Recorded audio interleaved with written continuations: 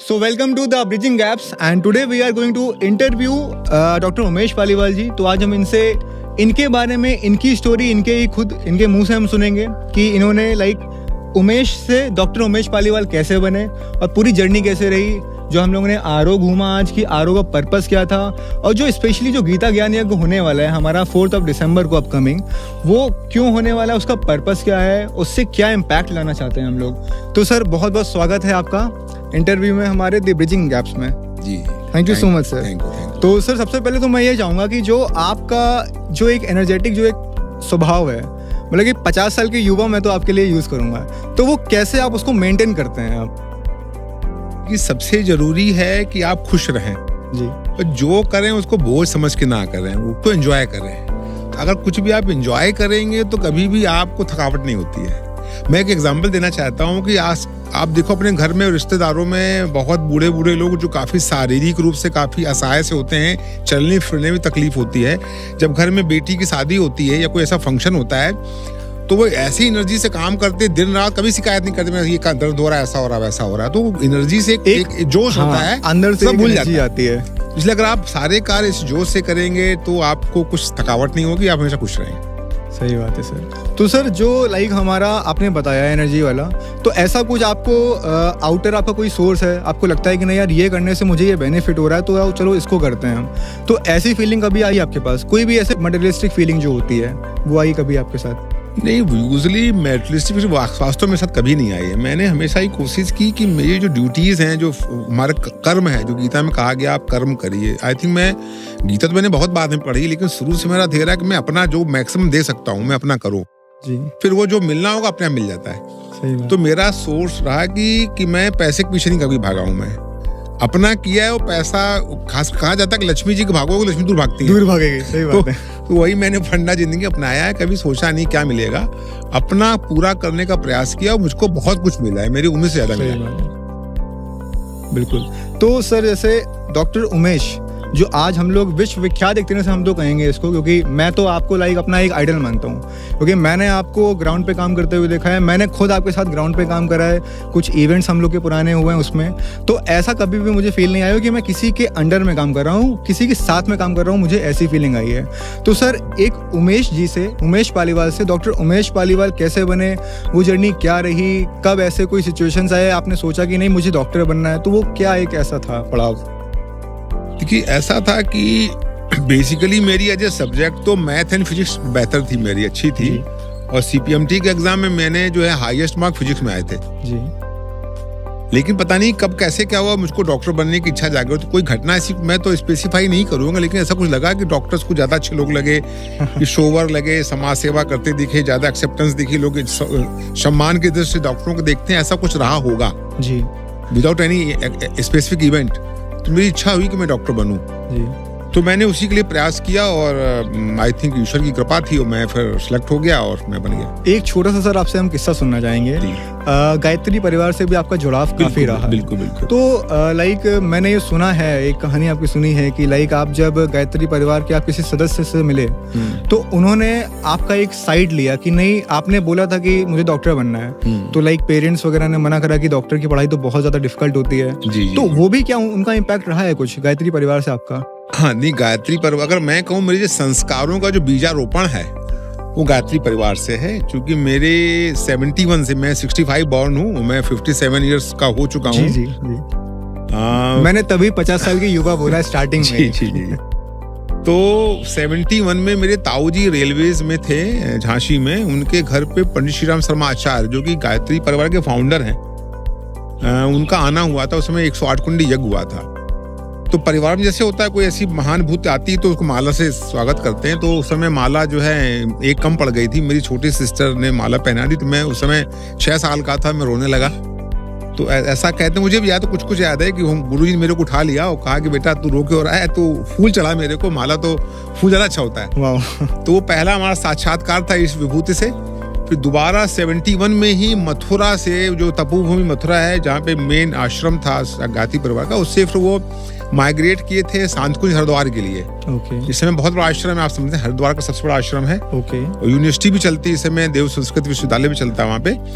तो उसमें जब वो सी ऑफ में जब गए थे तो उनको जो है सी ऑफ करने, यानी उनको जो विदाई यात्रा थी, विदाई यात्रा में मुझे याद है, अभी भी ताजा है कुछ, स्टेशन तक मैं गया उनको छोड़ने के लिए। 6 साल का मैं बालक था। वाओ, तब से मेरा अटैचमेंट आपका वहाँ पे हो गया था? वहाँ अटैचमेंट हुआ, चूंकि परिवार हमारा काफी संस्कारित था। मेरे फादर कानपुर के जो शुरुआत के लोग थे जिन्होंने एस्टैब्लिश किया कानपुर में, उसके वो थे काफी, वो भी जैसा आपने बताया जमीनी कार्यकर्ता के रूप में हमेशा उन्होंने कार्य किया।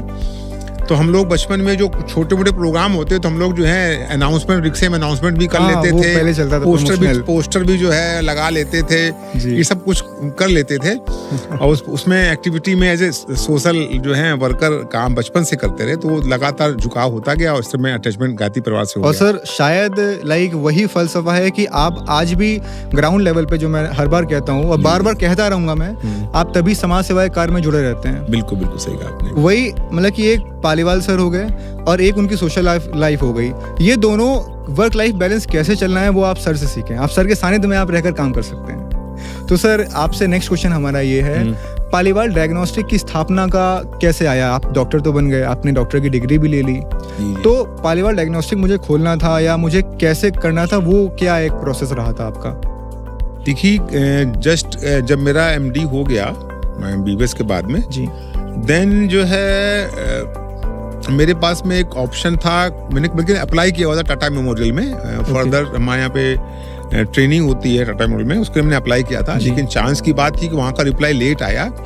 इन द मीन टाइम मैंने जस्ट उसके बाद में रीजेंसी में as a consultant pathologist join किया था, और उसी समय मेरे को फिर कुछ ही महीने के बाद में मेरे को Kanpur medical centre KMC hospital है लाजपत नगर में, काफी अच्छा हॉस्पिटल है, नंबर 2 हॉस्पिटल था उस समय कानपुर का, उसमें मेरे को ऑफर आया लैब एस्टैब्लिशमेंट करने का।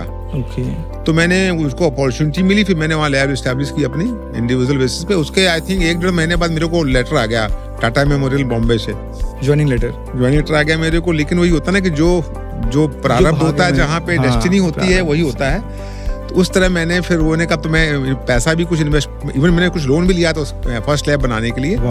तो फिर मैंने हिम्मत नहीं हुई कि मैं उसको छोड़ करके उधर जाऊं, जिस तरह मेरी एज ए बिजनेस ही कह सकते हैं। सही बात, क्योंकि डॉक्टरी पेशा तो समाज सेवा का पैसा है, सर्विस का है, लेकिन साथ में चूंकि ये लैब वगैरह थोड़ा सा बिजनेस ओरिएंटेड भी होती हैं, तो इस तरह से हमारी वहाँ शुरुआत हुई। अच्छा सर, एक चीज मैं आपसे पूछना चाहूंगा बीच में ही, लोन की एक बात आई। जी। अच्छा, कुछ लोग होते हैं जिनको डर लगता है कि यार मैं लोन लूंगा तो उसको चुका पाऊंगा कि नहीं चुका पाऊंगा। तो जब आप वो अपनी पहली लैब बनाने के लिए आप वो कर रहे थे, आपने लोन लिया, तो एक मन में क्या था, यार इसको हम कर पाएंगे कि नहीं कर पाएंगे, वो चुक पाएगा कि नहीं चुक पाएगा, तो ऐसा कुछ था? देखिए, वो कभी मेरे सिर्फ एक बार ऐसा आया मेरी फीलिंग जिंदगी में, लोन चुका पाऊंगा नहीं पाऊंगा, क्योंकि मैं उस समय शुरुआत में तो इतना छोटा लोन था, मैं वेल कॉन्फिडेंट था। मुझे पूरा विश्वास था कि मैं अच्छी तरह करूंगा, क्योंकि मैंने एज ए स्टूडेंट लाइफ, मैं फिर कहना चाहूंगा बाकी जो ऑडियंस है, खासकर युवा है, कि कभी भी जब आप लर्निंग फेज हो तो उस समय जितना सीख सकते हो उतना सीखिए। सही बात है। मेरे डिपार्टमेंट में पैथोलॉजी में जो मेरे सीनियर्स थे वो मुझको अपना काम छोड़ चले जाते थे कि तुम मेरा काम देख लेना मेरा। तो कुछ लोग मजाक मेरे साथ उड़ाते थे कि तुम लोग जो सीनियर्स तो वो काम दे जाते हो, तुम जो है गधे के तरीके से, मतलब कहना खराब लेकिन लोग ऐसा कहते गधे तुम काम करते रहते हो। तो मैं कहता है मुझको काम करने का मौका मिल रहा है। वाह, सुपर। तो आप अगर जितना अच्छा कार्य करेंगे तो आपको सोच आप ही कैसे, आप उसको बर्डन समझते हैं या अपॉर्चुनिटी समझते हैं? सही बात। तो एक्स्ट्रा वर्क जो आप कर रहे हैं उसको मैंने हमेशा अपॉर्चुनिटी समझा, उससे मैंने काफी सीखा, तो बात वो काम आया। अगर अपॉर्चुनिटी समझ के आप कोई भी काम कर रहे हो XYZ, और देखो यार वही होता है ना कि फलसफा उसका कुछ भी हो, लेकिन एटलीस्ट आप कर रहे हो तो आप कुछ ना कुछ उससे जरूर सीखोगे। तो वो चीज हमें इससे सीखने को मिली। Thank you so much sir. अच्छा, दूसरी बात है बर्डन की कही, तो मैंने जब मैंने नई लैब खोली थी 2005 में, उस समय काफी, चूंकि मैं इंडिया के लार्जेस्ट लैब का मैंने एक प्रकार, इंडिया नहीं, यूपी के लार्जेस्ट लैब का मैंने थोड़ा सा मन में आया था खोलूं मैं। उस समय तक मैं काफी कुछ एस्टैब्लिश भी हो चुका था, कॉन्फिडेंस काफी बिल्डअप हो गया था, क्योंकि लोगों ने मेरा बहुत सपोर्ट किया, सभी ने मेरी रिपोर्ट्स को काफी एक्सेप्ट किया, काफी प्रेज किया। तो मेरी हिम्मत हुई, तो फिर मैंने यूपी के लार्जेस्ट लैब का जो है पांडु नगर में हम लोगों ने नया एक मकान लेकर के उसको तोड़ करके उसको हम लोगों ने शुरू किया था। तो उसमें बल्कि जो गायत्री परिवार के जो वो हैं डॉक्टर प्रणव पंड्या जी, खुद जो MD मेडिसिन है, जो इस समय उसी के इंचार्ज हैं, गायत्री परिवार देख रहे हैं पूरा उसके, उनका सानिध्य भी मिला। वो हमारे जिस समय बन रहा था उसका, उनका कह सकते हैं उनके फूल और अच्छे से उन्होंने उसकी शुरुआत की, और जब CT स्कैन का उद्घाटन हो तो आए भी थे। वाओ। तो उस समय मेरे को लगा था कि मैं लार्जेस्ट लैब बना रहा हूँ। मेरी जर्नी मुश्किल से उस समय तक 7 इयर्स की थी, अपनी प्रोफेशनल जर्नी थी।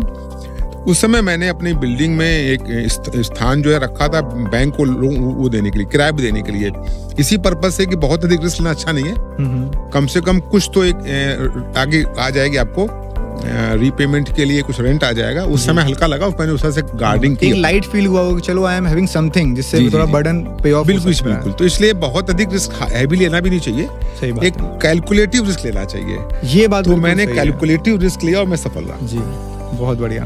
तो सर आज के जो यूथ हैं वो मतलब कि वो लाइक सोशल मीडिया या कैमरा के सामने वाली जो फील्ड है वो आज बहुत ज़्यादा चल रही है। तो उस फील्ड में और उस एरा में क्या मेडिकल जो एस्पायरेंट है उसके लिए क्या अपॉर्चुनिटीज़ हैं? क्या मतलब कि आपको लगता है कि अगर आज कोई मेडिकल की तैयारी कर रहा है, किसी भी डिपार्टमेंट की कर रहा हो, तो क्या अपॉर्चुनिटीज़ हैं उसकी, या अपॉर्चुनिटीज़ हैं तो वो उसको कर पाएगा कि नहीं कर पाएगा? देखिए, पहले तो बताऊँ मैं आपको, उस समय जो हमारे समय में सिर्फ 7 मेडिकल कॉलेज थे यूपी में।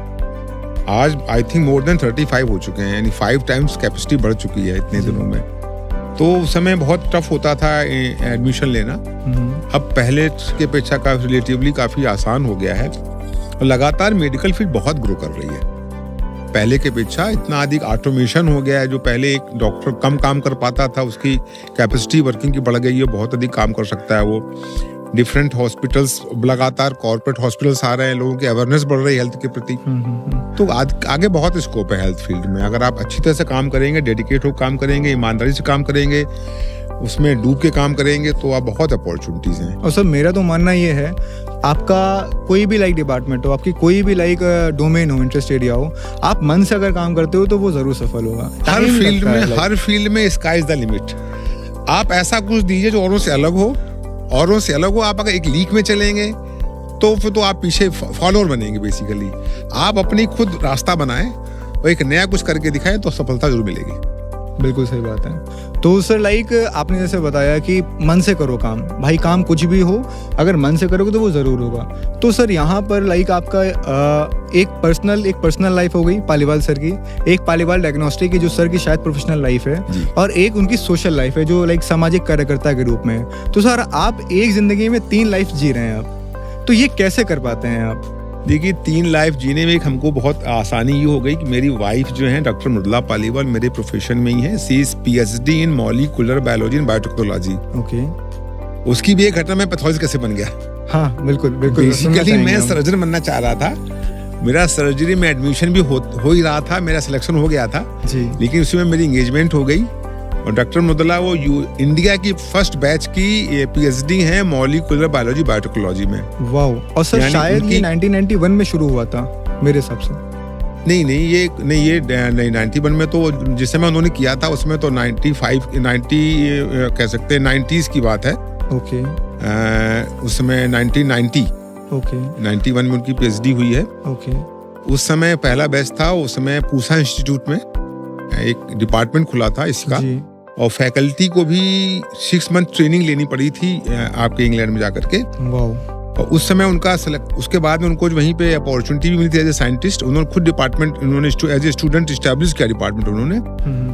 तो जब मेरी एंगेजमेंट हो गई तो मुझको फिर लोगों ने सलाह दी कि मैं पैथोलॉजी और उनकी ब्रांच मैच करेगी तो तुम डायग्नोस्टिक में आओ, जिससे कि एक दूसरे को हम लोग कॉम्प्लीमेंट बन सके, कॉम्प्लीमेंट्री वर्क हो जाए। इसलिए फिर मैंने जो है इमर्जिंग ब्रांच भी थी उसमें, पैथोलॉजी डायग्नोस्टिक काफी इमर्जिंग ब्रांच थी, इसलिए मैंने वो सर्जरी का छोड़ करके फिर मैं पैथोलॉजी में आ गया। अच्छा, तो आपका था क्या कि आपको सर्जन बनना है? सर्जन बनने का मेरा ख्वाब था और मैं सर्जन बन भी रहा था, क्योंकि मेरा सिलेक्शन हो गया था। अरे वाह। क्योंकि उसमें कॉम्पिटिशन होता था उस समय, पहले तो मेरिट बेसिस पे होता था, बाद में फिर कॉम्पिटिशन होने लगा था MD-MS के लिए। ओके। तो वो 2nd ईयर था कॉम्पिटिशन का, तो उसमें मेरा सिलेक्शन भी हो गया सर्जरी के लिए। तो फिर सर्जरी छोड़ के मैंने, क्योंकि सर्जरी से पैथोलॉजी की उसमें रैंकिंग कम होती थी, तो ऊपर से तो नीचे आप आ ही सकते हैं। हाँ। तो मैंने सर्जरी से निचली रैंकिंग वाली पैथोलॉजी ले ली थी उस समय। ओके। तो वो मेरे लिए काफी बेनिफिशियल रहा, उन्होंने मेरा बहुत साथ दिया और मेरी बैकबोन है मेरी लैब में, पूरी क्वालिटी कंट्रोल सब कुछ मैं संभाल लेती है जी। तो इसलिए मैं कुछ सोशल हो पाया कह सकता हूँ मैं। हाँ, नेचर like था मेरा, आपका बचपन से burden- नेचर था। हाँ। लेकिन कुछ लैब चूंकि इतनी स्टैब्लिश हो गई है, लार्जेस्ट लैब अभी मेरी बनी हुई है, इतने 17 ईयर्स हो गए 17 सालों से लार्जेस्ट लैब है यूपी यूपी के की। लार्जेस्ट लैब हम लोग मेंटेन किए हुए हैं, और हम लोग we are the only CSR company हाँ, ये भी बात इन है। Medical field in Kanpur. कोई भी मेडिकल फ्रेटर्निटी कानपुर में कोई भी इंस्टीट्यूट CSR में नहीं है, और पूरे यूपी में कोई भी डायग्नोस्टिक में कोई CSR नहीं है मेरी नॉलेज में। तो we are only company for the last 7 years. Okay, तो सर लाइक सर्जन के बारे में मैं थोड़ा सा उसमें आपको कुरेदना चाहूंगा। जी जी, अगर आप सर्जरी भी करते हैं तो सर्जरी के भी कई सारे साइड डिपार्टमेंट होते हैं, हाँ बिल्कुल होता तो है। उसमें आपका क्या एक रुझान था, एक पर्सनल कोई रुझान था कि कुछ भी मिल जाए? हो सकता है मैं न्यूरोलॉजिस्ट बनता, अच्छा, ओके न्यूरोसर्जन, सॉरी न्यूरोसर्जन बनता। ओके ओके ओके ओके, तो ठीक है सर। लाइक आपने सोशल लाइफ के बारे में बताया, तो सोशल लाइफ से जुड़ा ही अपना एक आप कार्यक्रम कर रहे हैं जो कि एक गिनीज रिकॉर्ड बनाने जा रहा है, या उसकी तरफ एक इच्छुक है बनाने के लिए, तो जो कि गीता ज्ञान यज्ञ है, उसके बारे में आप सर क्या कहना चाहेंगे? देखिए, गीता एक ऐसा ग्रंथ है जो कि वैश्विक ग्रंथ है, जी, विश्व की समस्त भाषाओं में उपलब्ध है, विश्व के समस्त देशों में कहीं न कहीं किसी न किसी यूनिवर्सिटी में इसका कोर्स कुरिकुलम चलते हैं, रिसर्च होती है, और एक ऐसा ग्रंथ है जो कि वैश्विक में इसलिए भी कह रहा हूँ, ना कि हर जगह अवेलेबल है। जिसकी सोच है वो पूरी जो है वैश्विक है, मानववादी है, मतलब ह्यूमैनिटी की बात कहती है, ह्यूमन कैसे डेवलपमेंट हो, और किसी धर्म संप्रदाय की बात नहीं कहती है, एज ए ओवरऑल ह्यूमन का डेवलपमेंट कैसे हो। और ये ग्रंथ आया भी कहाँ से है? बेसिकली हमारे जो सबसे विश्व के प्राचीनतम ग्रंथ हैं वो हमारे वेद हैं, जिसमें कि उस समय तो कोई धर्म संप्रदाय भी नहीं हुआ करते थे, विश्व के सभी के प्राचीनतम हैं। उसमें ह्यूमन के बारे में, प्रकृति के बारे में, हमारे कर्तव्य क्या हो, हम कैसे रहें, हमारी जिम्मेदारियां क्या हैं, कैसे सब मिलजुल करके रहें, इस तरह की उसमें बातें कही हैं। अपना डेवलपमेंट कैसे करें और सोसाइटी कैसे होनी चाहिए, पर्सनल डेवलपमेंट हमारा क्या हो, एक इंसान का क्या परिप्रेक्ष्य होना चाहिए, हमारा उद्देश्य क्या, हमने जन्म क्यों लिया है ना, हमको क्या हमारे एम होने चाहिए, वो सब बातें वेदों में है, और उनका सार उपनिषदों में है। तो गीता भी एक उपनिषद है, और उन सबका सार गीता में है। गीता में 700 श्लोक हैं। तो उसके द्वारा ही लोगों की सोच, आज की जितनी प्रॉब्लम मैं देख रहा हूँ, चाहे व्यक्तिगत प्रॉब्लम हो, चाहे परिवार की प्रॉब्लम हो, चाहे देश की हो, अथवा अंतर्राष्ट्रीय समस्या हो, जी, हर व्यक्ति आजकल अपनी ही चीजों में लगा हुआ है कि हाँ, मैं और मेरा, मतलब मटेरियल, वो हाँ मेटेरियलिस्टिक है, और मैं और मेरा से आगे निकल नहीं पाता है। सही बात है, बिल्कुल तो सही बात है। दुनिया की समस्याएं या अपनी फैमिली की समस्याएं तभी हो सकती है जब आप दूसरे के बारे में सोचेंगे।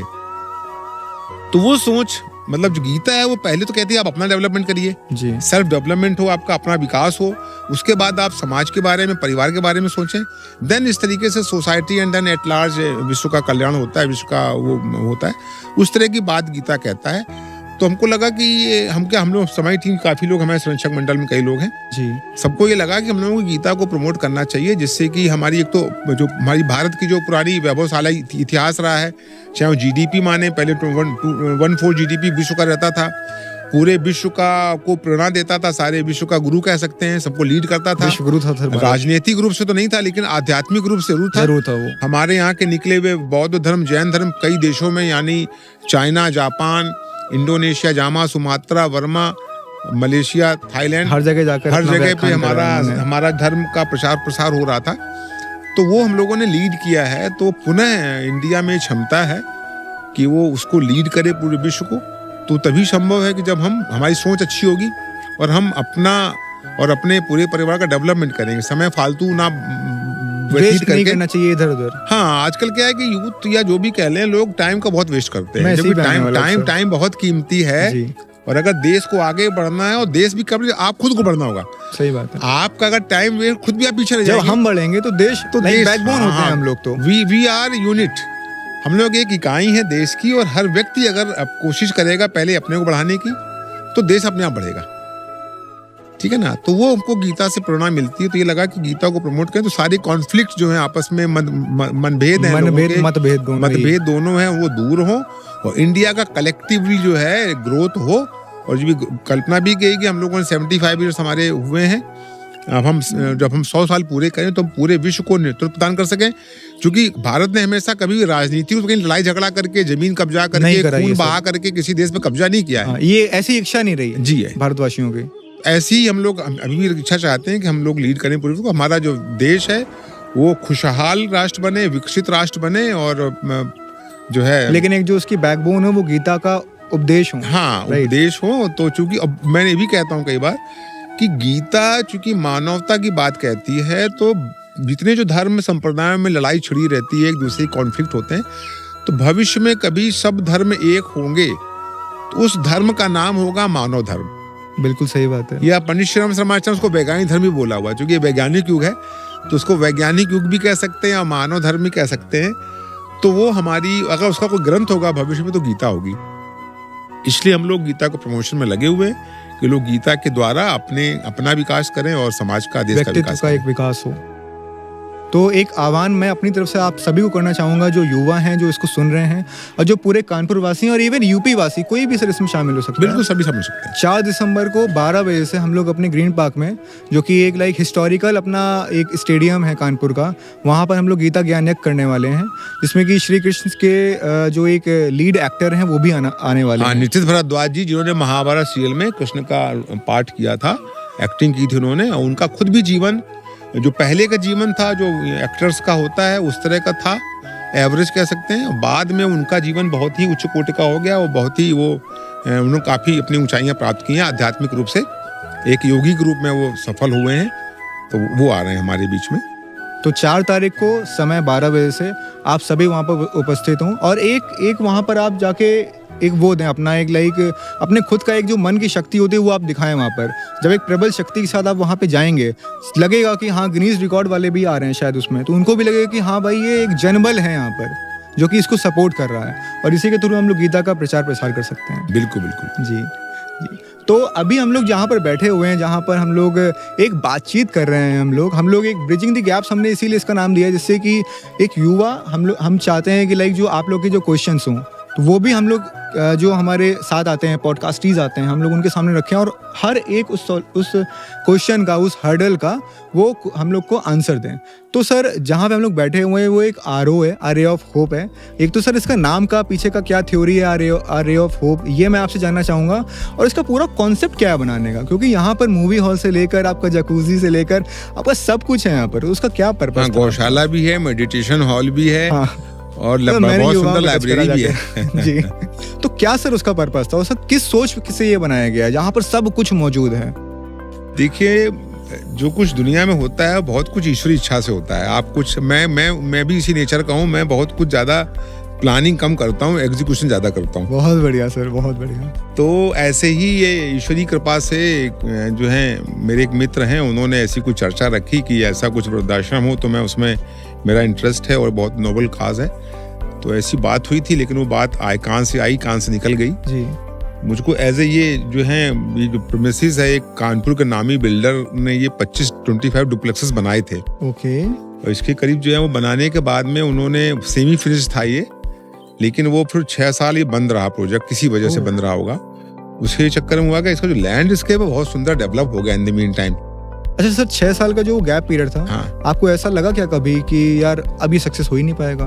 नहीं, ये बना था बेसिकली लोगों को, वृद्धाश्रम नहीं बना था, ये बेसिकली बना था लोगों को, नहीं फ्लैट बनाओ बेच दो। अच्छा, वो एज ए बिजनेस प्रोजेक्ट बनाया गया था ये, जैसे ना लोग बनाते हैं अपने। जी जी जी। एज ए रिजॉर्ट टाइप का बनाया गया था कि लोग, शहर के लोग, यहाँ छोटा सा 20 किलोमीटर दूर है ये शहर से, एक पिकनिक स्पॉट की तरह पिकनिक होगा, तो लोग यहाँ पर आएंगे, एज ए रिजॉर्ट यहाँ रहेंगे, उस पर्पज से था। जो कुछ भी रहा होगा, मैं कारण नहीं जानता क्यों रहा हो, लोगों ने, या प्राइस ज्यादा रहा होगा या जो भी रहा हो, क्योंकि ये काफी खुला हुआ बना है तो प्राइस बढ़ी जाएगी, लैंड काफी इसमें है और जो है ऑक्यूपेशन कम है। तो वो मेरे पास ऐसे आया था बिजनेस प्रपोजल कि आप इसमें 2 फ्लैट्स, इसके 2 जो हैं डुप्लेक्स इसके सोल्ड हो चुके थे, 23 जो हैं अनसोल्ड थे। मेरे पास आया था एज ए बिजनेस प्रपोजल कि आप इसको लेकर के कोई नर्सिंग कॉलेज बना दीजिए, कोई और कुछ बना दीजिए, या रेनोवेट कर दोबारा आप रीलॉन्च कर दीजिए इसको। लेकिन जब मैं यहाँ आया तो एक ईश्वरी कृपा से अचानक मेरा जो है, वो जो मेरे एक फ्रेंड ने मेरी बात कही थी कि ये कोई सीनियर सिटीजन्स होम बने तो मैं उसको देख सकता हूँ, उसमें हेल्प कर सकता हूँ। वो मेरे दिमाग में अचानक ईश्वरी कृपा से आ गई।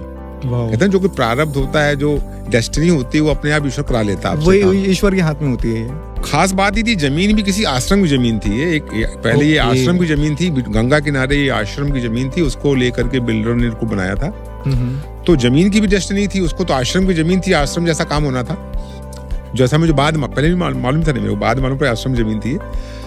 इस तरह से वो विचार आया। फिर मैंने अपने फ्रेंड से, अपने रिलेटिव से बात की और फिर मैंने यहाँ पे ये प्रोजेक्ट इसको लिया और मैंने पूरा पहले 23 जो यूनिट्स थी वो खरीदी। उसके बाद जो 2 बिक चुकी थी उनसे रिक्वेस्ट की हमको दे दें, क्योंकि पूरा प्रेमिसेस को डिस्टर्बेंस ना हो प्रेमिसेस में, वो हमने ली। फिर पूरी यूनिट्स को हम लोगों ने पूरे एयर कंडीशनड रूम बनाए।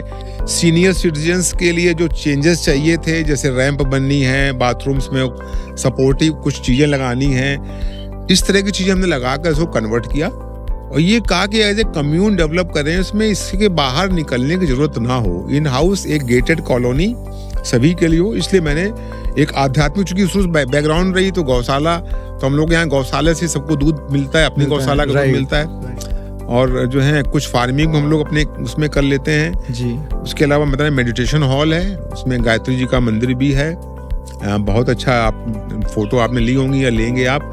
डाइनिंग हॉल भी है, जिम है, जिम में स्टीम बाथ जकूजी भी लगी हुई है, बाकी सैरा जिम है, ट्रेडमिल, एसी मोटर वाली ट्रेडमिल जल्दी खराब ना हो, और जो साइकिल भी है वो नॉर्मल भी है प्लस चौड़ी वाली, बड़ों के लिए, बड़े बूढ़ों के लिए प्रॉपर सपोर्ट हो, बैक सपोर्ट भी हो और बेस भी जो उसका चौड़ा हो, इस तरह की चीज़ें लगा करके, फुट मसाजर वगैरह, इस कई चीज़ें लगाई, वाइब्रेटर वगैरह लगाए हैं, जिससे कि पूरा एंजॉय कर सकें लेटर लाइफ अपनी।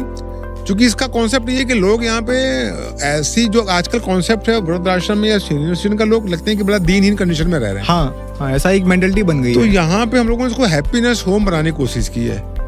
हम लोग वृद्धाश्रम तो बोलते ही नहीं है इसको, और यहाँ का कोई भी रहने वाला रेजिडेंट, जो हमारे अतिथि हैं, हमारे काफी सीनियर हमसे हैं, वो भी वृद्धाश्रम पसंद नहीं करते कहलाना, इसलिए हम लोग बोलते हैं कि सीनियर सिटीजन हैप्पीनेस हो, कि जो इवन जो जिन्होंने अपनी नॉर्मल लाइफ में जो काफी व्यस्त लाइफ होती है वो व्यतीत की है, तो वो अब लेटर लाइफ अच्छी तरह एंजॉय कर सकें, जो खुशियां नहीं मिली खुशियां वो ले सकें, इस उद्देश्य से जो है इसको बनाया गया है।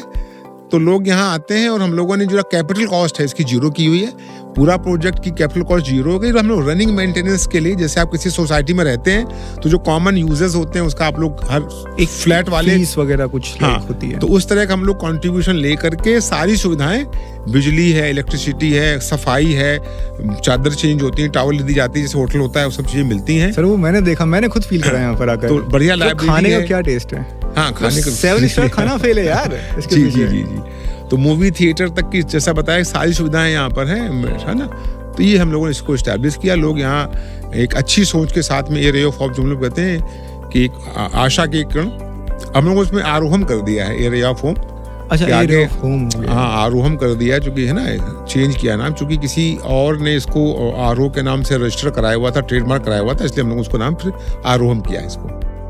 मतलब ये देखकर करवाया उन्होंने कि आपने बनाया है कि पहले से हो गया? नहीं, हम लोगों ने आरोह के नाम से शुरू किया था, लेकिन उन्होंने हमको एक नोटिस दी थी कि ऑलरेडी इस नाम से जो है चल रहा है, तो वो उनका हैप्पीनेस होम नहीं है, वृद्धाश्रम नहीं है, लेकिन वो कुछ एनजीओ चलता है उनका, लेकिन हमने फिर उनका बात मानते हुए उसको आरोह कर दिया है। नहीं सर, कई मैंने ये इसमें थोड़ा सा एक प्रकाश इसलिए डाला क्योंकि कई लोग होते हैं कि अगर समाज में अच्छी चीज़ हो रही होती है तो वो कैसे भी उसको काटने की कोशिश करते हैं, तो ऐसे लोग बहुत मिलते हैं। लेकिन अगर आपकी मन की मन से आप अच्छा काम कर रहे हो तो फिर ये सब बाधाएं दूर अपने आप हो जाती हैं। जी जी।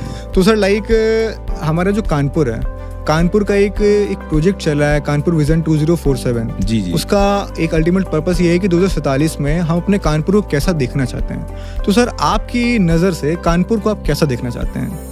क्या चाहते हैं कि कानपुर में ये चीज़ें हों, या आपको कमी आज महसूस हो रही है, आपको लगता है यार ये ज़रूर होना चाहिए कानपुर में हमारे? ठीक है, मैं किसी आइटम की बात तो नहीं करता हूँ, लेकिन अल्टीमेट एम होता है किसी भी व्यक्ति को या समाज को खुशहाल हो, खुशी रह सके, आपाधापी से कुछ जो ना मेंटल पीस, जो शहर की जो प्रॉब्लम्स होती, भीड़ भाड़, धक्का मुक्की, गड्ढा गुड्डी, पानी जाम लग जाना, बरसात में पानी भर जाना, इस तरह की जो चीजें हैं वो चीजें ना हो, और उसके लिए सरकार या जो हमारे नगर निगम हैं या जो भी हैं वो तो आगे आए ही, लेकिन इसके साथ में व्यक्तिगत रूप से मैं मानता हूँ कि लोगों को भी आगे आना चाहिए, क्योंकि लोग जो है सिर्फ वही बात है कि जो लोग सोच है ना वो सिर्फ अपने तक सीमित है कि मेरा भला हो जाए, मतलब मेरे सामने जो है जो नाली है वो बंद हो के हमारी गाड़ी अंदर आ जाए, हमारा हो जाए, और हम नाली चाहे बंद हो जाए, नहीं पता हमें, है ना, नाली चाहे बंद हो जाए, तो ये सोच है ना लोगों की, जब तक ये नहीं होगी तो हर व्यक्ति का कंट्रीब्यूशन होगा। एक सरकार अकेले कुछ नहीं कर सकती है। हम अगर जागरूक होंगे, हम अपने सामने साफ सुथरा रखेंगे, अपने सामने की नाली से पानी निकलने की जगह देंगे, तो जाम नहीं लगेगा, सीवर नहीं भरेगा। और एक दूसरे को टोके भी, कोई गलत कार्य कर रहा है तो बिना संकोच के हमें क्या मतलब, हम क्यों कहें उससे, तो खुद भी प्रयास करें कि उसमें डेवलपमेंट में पार्टिसिपेट करें, प्लस औरों को भी मोटिवेट करें। और टोके भी, भाई देखो ऐसा मत करो, अपना शहर है गंदा ना करें। प्लस जो और एमिनिटीज हैं जो शहर में हैं, जो चीजें हैं, खासकर पीसफुल जगह हो, जैसे कुछ हो भी रहा है, जैसे आपका गंगा बैराज में वोट क्लब तो बन मैंने रहा है। चूज कर ली आरओ। जब मेरा मन करे तो मैं यहाँ पर आकर हफ्ते 2 हफ्ते में जरूर रुका नहीं, करूंगा। बिल्कुल मोस्ट वेलकम। आप सभी जब भी चाहें, यहाँ पे बेसिकली सिर्फ सीनियर सिटीजन्स के नहीं, आप अगर कुछ भी फील करना चाहते हैं कि कैसे जो है सीनियर सिटीजन्स यहाँ रहते हैं, और आप वीकेंड्स में यहाँ पे आ सकते हैं। और कई बार ये होता है कि जो जिनके की मदर फादर, जैसे कि आपको बाहर जाना होता है, आप शहर के बाहर जाते हैं और चिंता होती है कि मदर फादर में अकेले कैसे रहेंगे, तो उनको भी वीकेंड्स में कभी आप बाहर जाएं, उस दौरान आप यहाँ पर रख सकते हैं, जिससे कि आप फ्री होकर के बाहर जाके एंजॉय कर सकें। अच्छा, पब्लिक यहाँ पे, जैसे पब्लिक का अगर इंटरेस्ट होता है हमारे पॉडकास्ट के बाद शायद, जी, जी। तो वो आ सकती है? नहीं, आ क्या सकती, उसका क्यों नहीं सीन है? मैं तो, मेरे लिए ओपन है। मैं तो बल्कि इसको, जब मैंने इसको एस्टैब्लिश किया था, तो क्या क्या एमिनिटीज होनी चाहिए, कैसे लोग रन कर रहे हैं, मैं देश के कई अच्छे में गया भी, लेकिन अधिकतर जगह में देखा उन्होंने इंटरेस्ट नहीं लिया। को लगा कि कोई हमारी कॉपी कर लेगा या हमारी कुछ कमियां देख लेगा। ओके। तो मुझको सपोर्ट नहीं मिला जाने में बाहर। लेकिन मैंने यहाँ सब कुछ ओपन है, आप किसी से मिलिए, किसी से कुछ बात करिए, फ्री है। क्योंकि मुझे बिल्कुल डर नहीं है कि कोई मेरी शिकायत करेगा।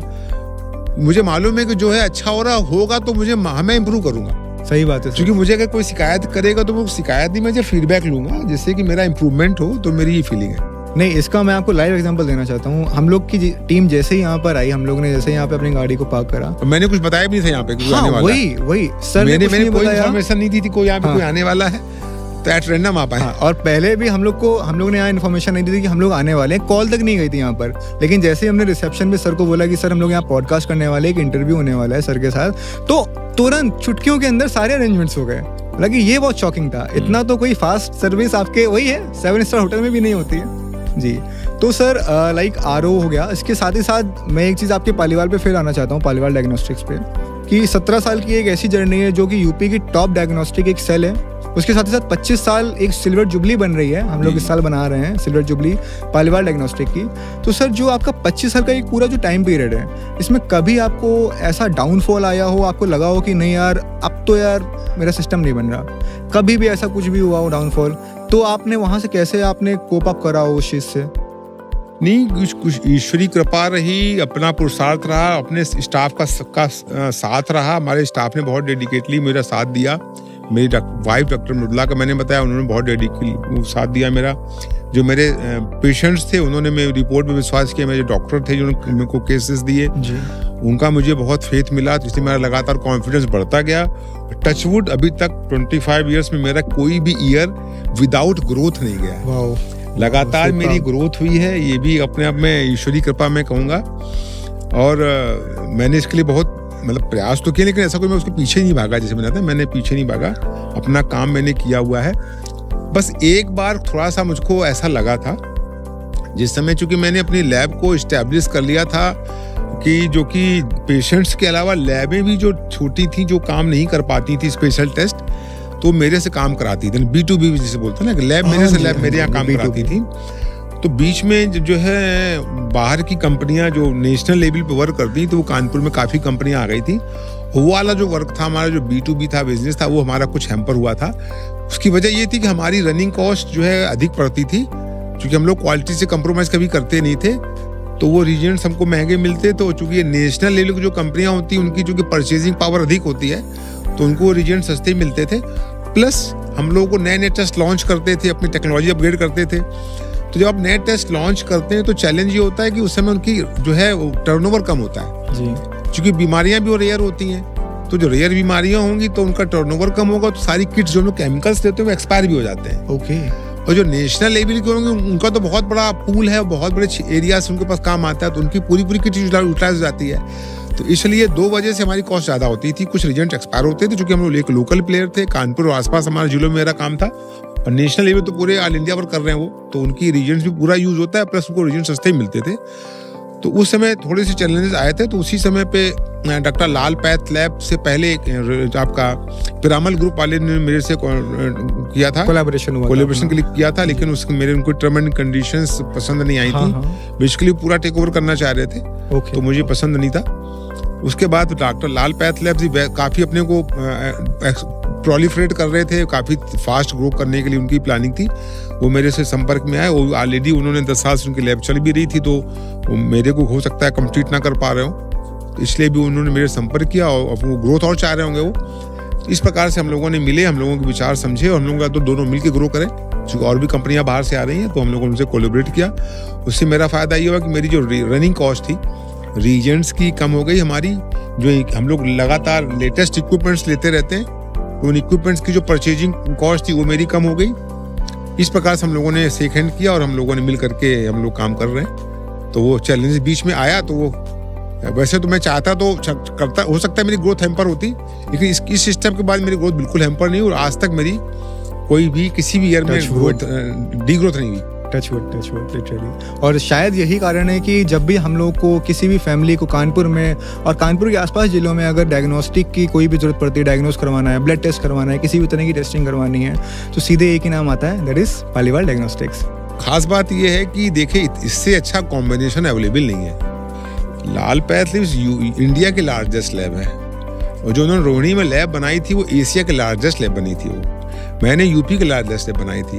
तो इन दो का कॉम्बिनेशन, जो कि इंडिया का लार्जेस्ट हो प्लेयर हो, प्लस दो और एक और खास बात है ये कि लाल पैथ लैब भी किसी प्रोफेशनल द्वारा रन है। डॉक्टर लाल के फादर भी पैथोलॉजिस्ट थे, वो खुद पैथोलॉजिस्ट हैं, मैं भी, 2 पैथोलॉजिस्ट हम लोग हैं। डॉक्टर लाल की जो वाइफ है वो भी पैथोलॉजिस्ट हैं, तो एक pathologist run club of pathologist. हाँ, तो लाल पैथ भी जो है कि बिजनेस हब के द्वारा नहीं है, किसी बिजनेस हाउस द्वारा रन नहीं है जी, प्रोफेशनल द्वारा रन है। तो जो प्रोफेशनल्स होते हैं बेसिकली क्वालिटी कॉन्शियस होते हैं, वो मन से काम करते हैं, उनको अपनी रेपुटेशन का बड़ा डर होता है कि मेरी रेपुटेशन गिर जाए मेरी। सही बात है। तो रेपुटेशन के लिए काम करते हैं, तो वही लाल में थी, वो इसलिए मुझे को पसंद भी आया शेक हैंड करने में। पिरामल हो सकता है इसलिए ना हो पाया, जो बिजनेस हाउस था जी। तो मेरा भी यही रहा कि हमारी भी जो है, मैं डॉक्टर मुल्ला दोनों इसी प्रोफेशन थे, तो हम लोगों ने वही अप्रोच कायम की कि हमें पेशेंट के लिए पे डेडिकेट होना। तो मेडिकल प्रोफेशन ऐसा ना कि हम लोग कुछ भी हैंकी पे चल नहीं सकता है। सही बात है। तो बहुत ही कंसंट्रेशन, बहुत ही रिफाइनमेंट चाहिए होता है, बहुत क्वालिटी कॉन्शियस होना पड़ता है, तो बिल्कुल भी गुंजाइश नहीं छोड़नी होती कुछ गलती होने की। सही बात है। तो इस तरह से लोगों ने जी सर, शायद वही रेपुटेशन का आपको ख्याल है या कुछ भी है, तो उस पालीवाल डायग्नोस्टिक्स ने और लाल पैथ लैब्स ने वो अपनी एक गुडविल बनाकर रखी हुई है कि फिर से कभी भी किसी भी बंदे को होता है कि मुझे डायग्नोस कराना है, तो सिर्फ एक ही नाम याद आता है, दैट इज पालीवाल डायग्नोस्टिक्स। बिल्कुल, बहुत बढ़िया। तो इसी के साथ साथ एक सर आप चीज़ में और रिसर्च कर रहे हैं। पालीवाल डायग्नोस्टिक्स में जो अलग रिसर्च होती हैं वो तो आपकी मेडिकल लाइन की होती हैं, लेकिन एक वेदों में भी आपका एक बहुत ज़्यादा रुझान है।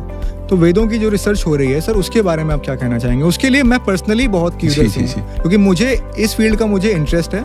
हाँ, उतना नॉलेज नहीं हो पाता या किताबें नहीं पढ़ पाता हूँ, एक अलग बात है। तो सर से एक शॉर्ट में पूछते हैं कि सर क्या है वो चीज़। देखिए, मैं बहुत ज़्यादा मतलब ईश्वर पे विश्वास करने वाला व्यक्ति हूँ। जो मेरे जिंदगी में जो कुछ हुआ उसी तरीके से हुआ, मैंने कुछ बहुत प्लान कभी नहीं किया, बस मैं अपना कर्म करता रहा, फल की चिंता नहीं हुई। हाँ, फल की चिंता नहीं हुई, बचपन से रहा मेरा।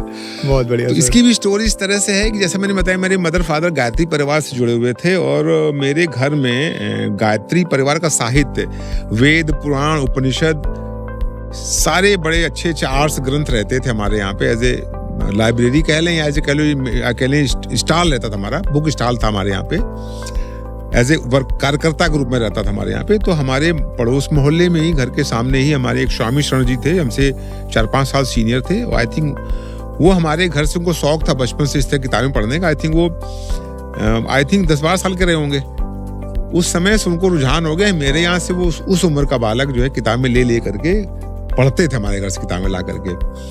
तो उनकी तभी से इस तरह की आदत थी। बाद में वो हमको लेकर के लाइब्रेरी भी जाया करते थे। विभिन्न कानपुर की तमाम लाइब्रेरी मैंने छानी बचपन में। अरे वाह। चाहे वो बिरहाना रोड की लाइब्रेरी हो, चाहे आपका फूलबाग की लाइब्रेरी हो, तमाम तो काफी फेमस। इस तक कई सारी लाइब्रेरियों में मेरा भी जाना हो, आर.के. मिशन की लाइब्रेरी हो, आपके शिवाजी नगर की लाइब्रेरी हो, तमाम लाइब्रेरियों में हमारा आना जाना हुआ। मैं तो कम गया, लेकिन वो बहुत ज्यादा गए, वो काफी पढ़ते रहे वो। उसके बाद में वो दैनिक जागरण में वो पत्रकार हो गए, संपादकीय विभाग में। बाद में वो जो है आज से 12 साल पहले वो उप संपादक थे उस समय पे। कई जगह उन्होंने काम किया, आगरा, बरेली, अलीगढ़, कई जगह वो रहे, पोस्टर रहे। फिर बाद में उनको लगा कि अब मैंने बहुत कुछ कर लिया। उनकी इच्छा, जो कि पुरानी दबी हुई इच्छा थी वेद संस्कृत पे काम करने की, लगातार अपना अध्ययन भी करते रहे होंगे और उस तरह के उनके लेख भी आते रहे होंगे न्यूज़पेपर्स में। मेरे पास आए, बोला कि मेरी इच्छा ये कि मैं अपनी नौकरी छोड़ करके इसी कार्य में लग जाऊं, हमारा सहयोग करोगे? वो इसमें अपना समर्पण देना चाहते थे। हाँ, पूरा टाइम देना चाह रहे थे। तो फिर मुझको भी लगा चलो अच्छा कार्य है, भगवान ने मुझको सक्षम बनाया है कि मैं कुछ सहयोग कर सकूं। बहुत बढ़िया। क्योंकि हमारा रुझान आध्यात्मिक शुरू से रहा, घर फैमिली की वजह से। इस तरीके से हम लोगों ने उनको जोड़ा और 2-3 स्टाफ रखे हम लोगों ने अपने ही ऑफिस में, पालीवाल डायग्नोस्टिक में उनको एक जगह दी। वाह। इस तरह से उसकी शुरुआत हो गई और वो 12 साल हो गए हैं लगातार उस पे। चूंकि मैं तो बेसिकली एज ए मेंटर उसको सपोर्ट कर रहा हूँ। मैं तो लेखन में कुछ रुचि है लेकिन अभी समय नहीं मिल पाया है, लेकिन मैं उनको सपोर्ट कर रहा हूँ हर तरह से। और वो कार्य चल रहा है, शोध कार्य कर रहे हैं और काफी कुछ काम उसमें हो चुका है।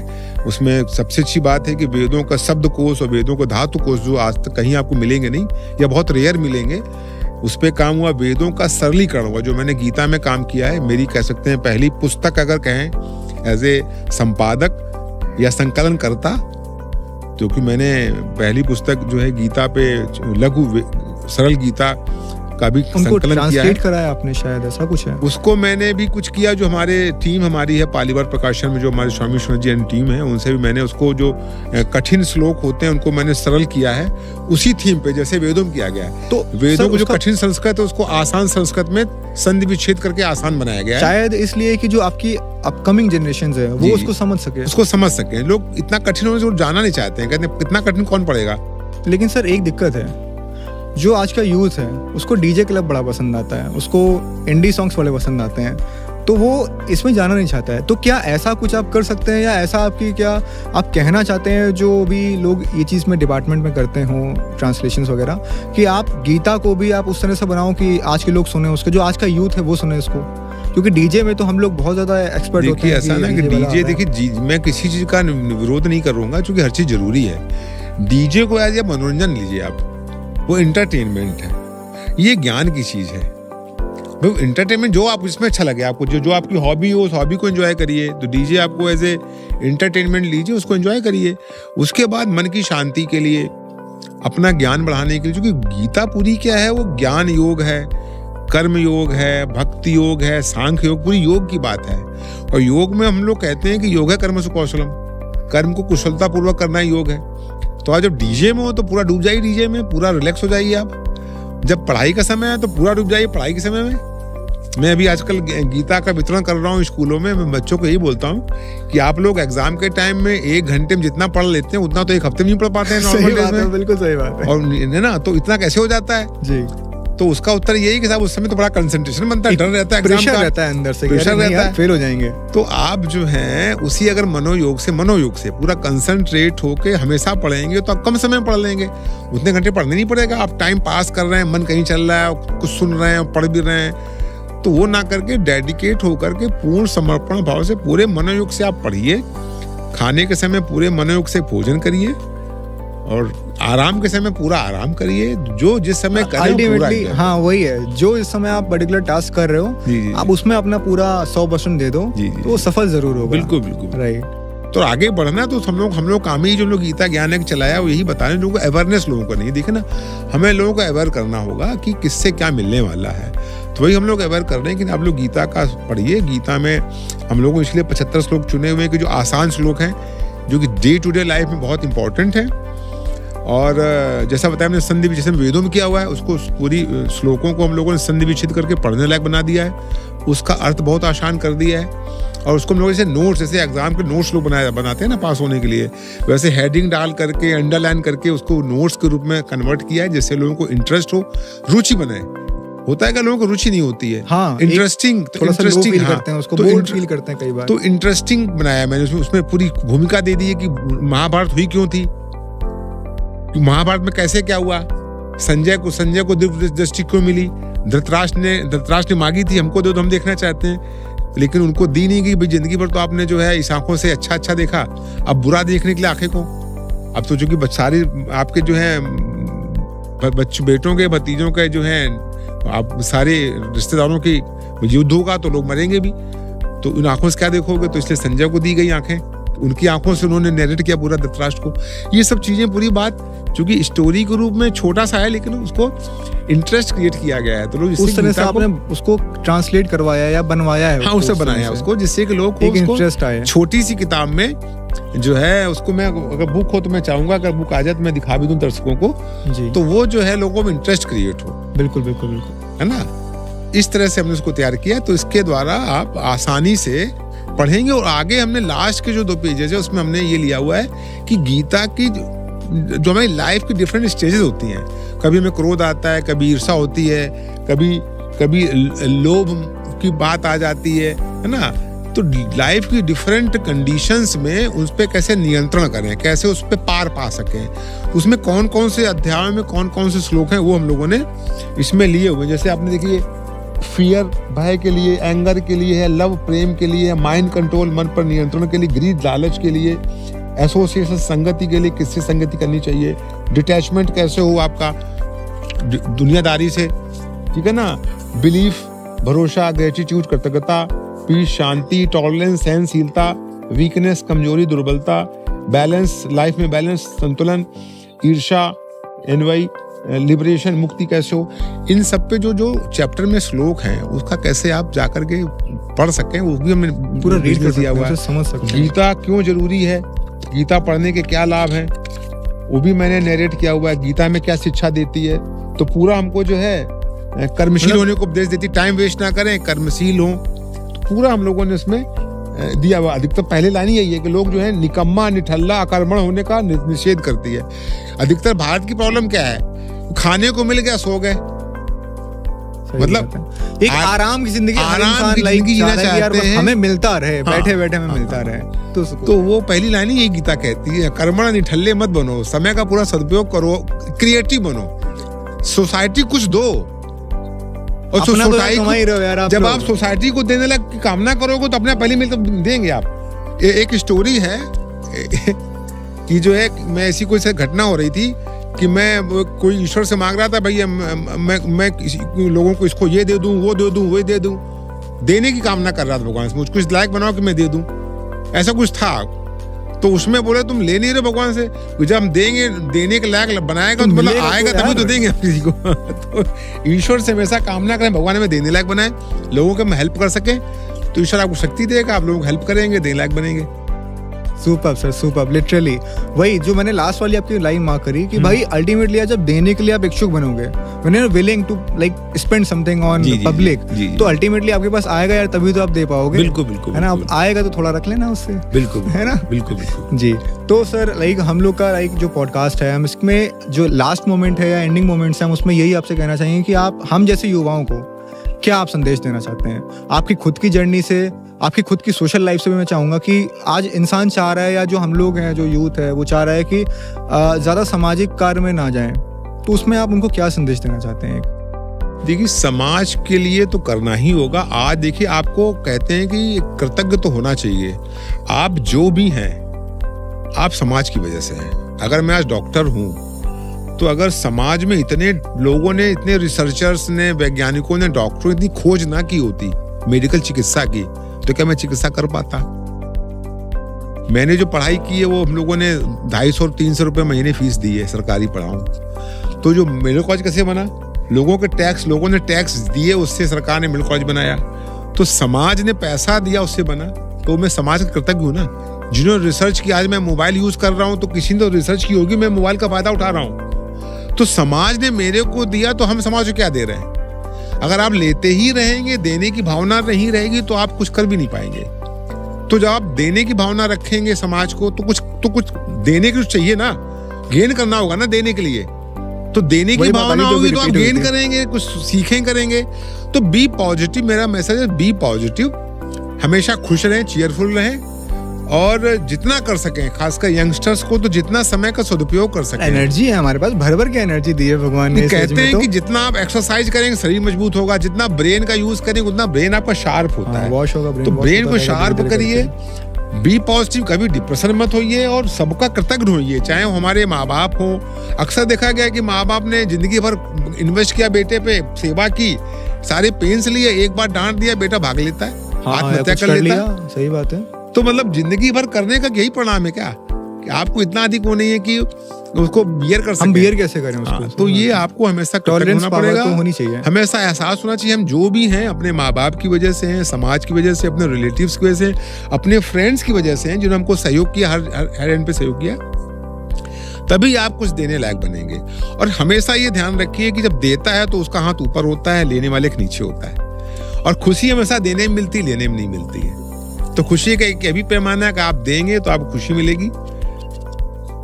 तो इस तरह से कार्य करेंगे और अपना टाइम का पूरा मैनेजमेंट करेंगे, टाइम वेस्ट नहीं करेंगे, मन लगा के हर कार्य करेंगे, जो कार्य करेंगे योग मान के बताइए, योगा कर्मसु कौशलम, कुशलता पूर्वक करेंगे तो आपको सफलता भी मिलेगी, खुशी भी मिलेगी और आप एक एग्जाम्पल बनेंगे लोगों के लिए।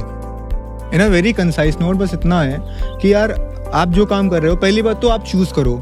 चूज करने में भी आपको ये कई बार लगेगा कि यार मुझे ये करना है, फिर कल लगेगा वो करना है, फिर ये, तो अल्टीमेटली उसमें आप भटक रहे हो तो भटको, लेकिन फिर एक आपको लाइन मिल जाती है, उसमें मन लगा के करो यार तो जरूर सक्सेस पाओगे।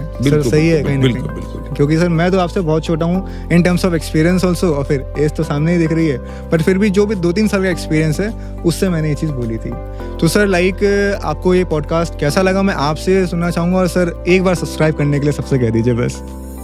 तो मैं सभी से गुजारिश करूंगा ना, उत्कर्ष का जो ये पॉडकास्ट है इसको आप लोग सभी सब्सक्राइब कीजिए, क्योंकि आपकी जो फीलिंग है वो सोसाइटी को देना चाहते हैं। नए जो स्टूडेंट्स हैं, नए एस्पिरेंट्स हैं, यूथ है, वो कैसे आगे बढ़े, उस लाइफ में कैसे ग्रोथ करे, ये आपका एम है पूरे पॉडकास्ट का। तो आप इसको सब्सक्राइब करें और उसको एक दूसरे को आप जो है फॉरवर्ड भी करें, जिससे लोग इससे जुड़ें और खुद का भला करें, दूसरों का भला करें। इस तरीके से बहुत बहुत धन्यवाद। जय हिंद, जय Bharat. Thank you so much, sir. Thank you so much for coming to my podcast, Bridging the Gaps. Thank you so much.